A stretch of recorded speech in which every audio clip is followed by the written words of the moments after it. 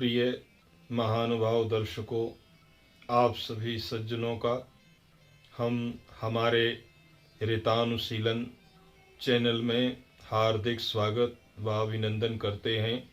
हरि ओम, श्री राधे, नमो नमः। प्रिय दर्शकों,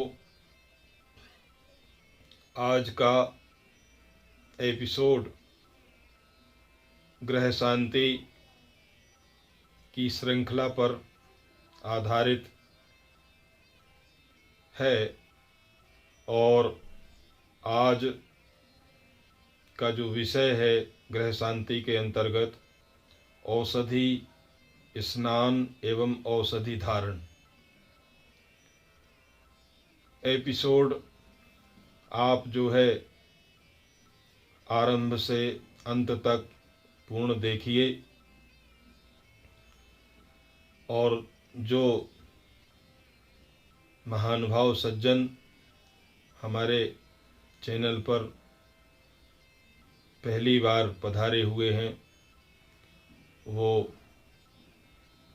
चैनल से हमसे जुड़े रहने के लिए चैनल को सब्सक्राइब करें, शेयर करें, लाइक करें।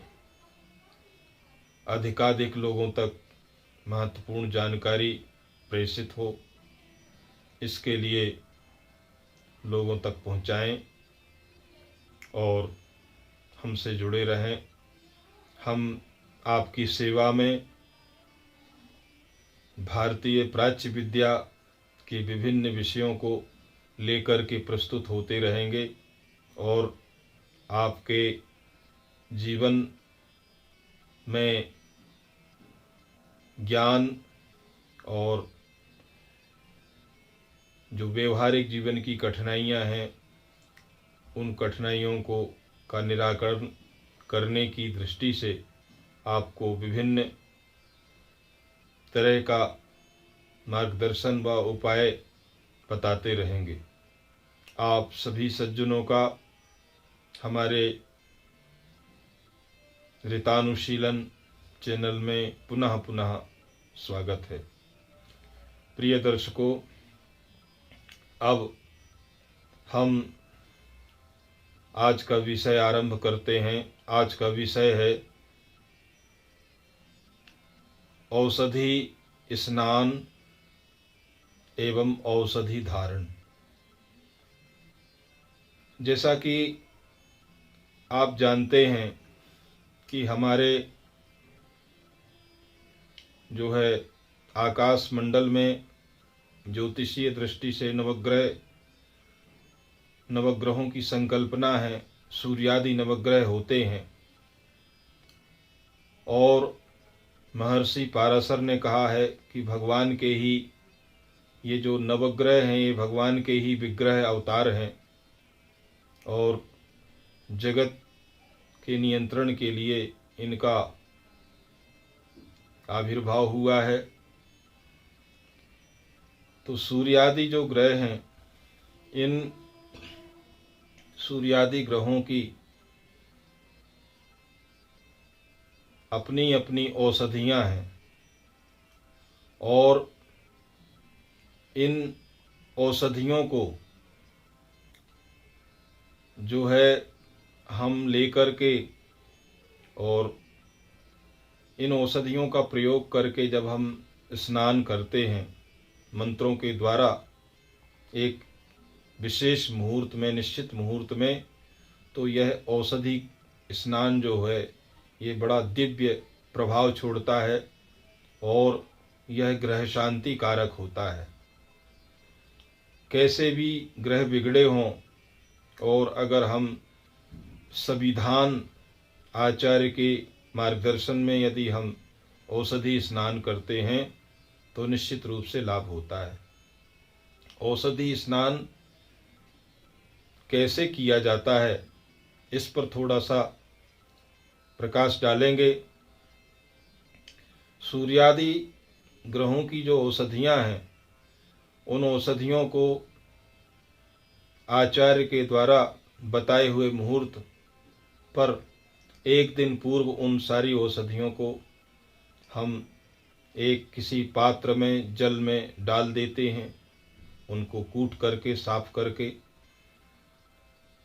और अगले दिन जिस दिन मुहूर्त होता है उन्हीं औषधियों को जो है वो जो पानी 24 घंटे उसमें औषधियाँ डली रहीं, तो अगले दिन पंचांग पूजन करवा करके आचार्य से, और फिर इसके बाद पंचांग पूजन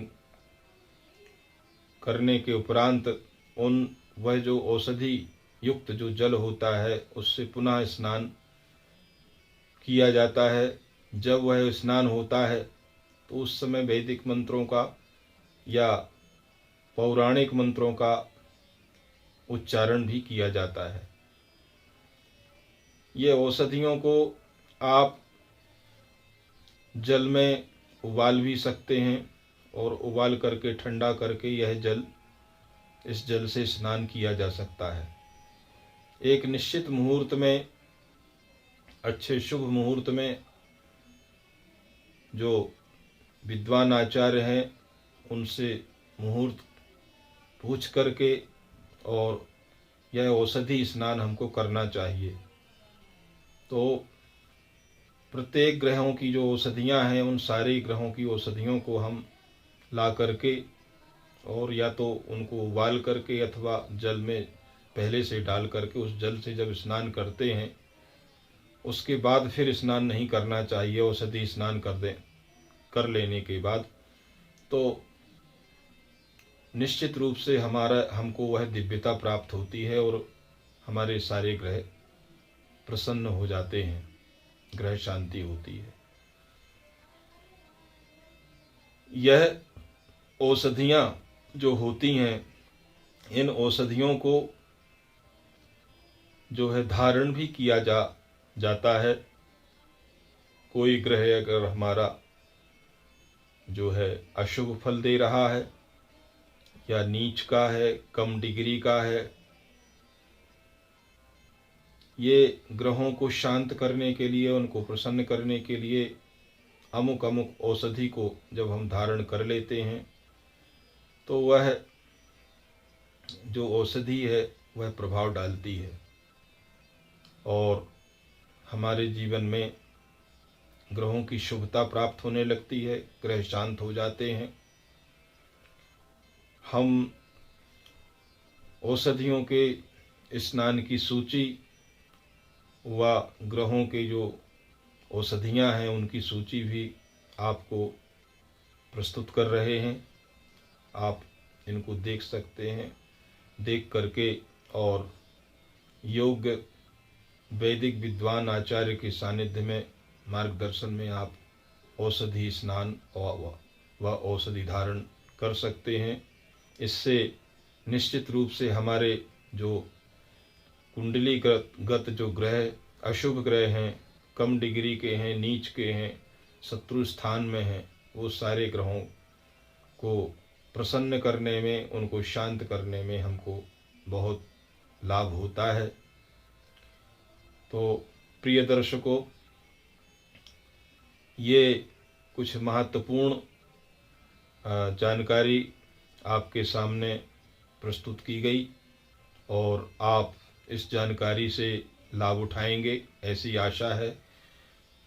इस विषय में कोई आपके प्रश्न हैं, कुछ पूछना चाहते हैं तो हमको कमेंट कर सकते हैं, उनके जवाब आपको दिए जाएंगे और फिर हम अगले एपिसोड में आपके सामने पुनः प्रस्तुत होंगे। तब तक के लिए हमको आज्ञा दीजिए। हरि ओम, श्री राधे, नमो नमः।